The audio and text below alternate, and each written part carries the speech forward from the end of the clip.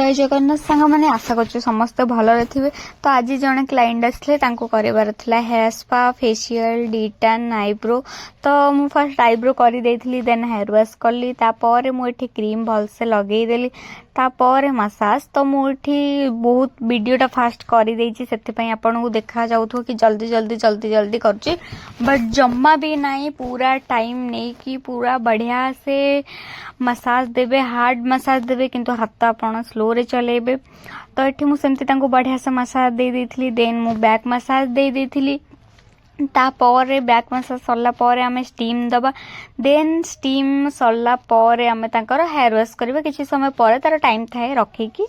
तो ता भीतर मु तांकर फेशियल कर देथिली देन हेयर वाश कर देथिली। तो मो वीडियो नहीं पारि ना हमर आज गोटे भोजी थिला त हम पळे आस्थलु। तो मैडम आम झियो आउ जने आंटी आस्थले सी फास्ट पळे आस्थले हमर काम थिला बोले हम साइकिल रे पछरे आस्थलु।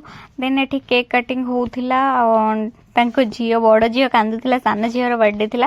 देन मु ई मंदिर तो मोर इंस्टाग्राम जदि आपण वीडियो देखिए मंदिर रे बहुत वीडियो मु आगर बहुत टाइम आस्थली।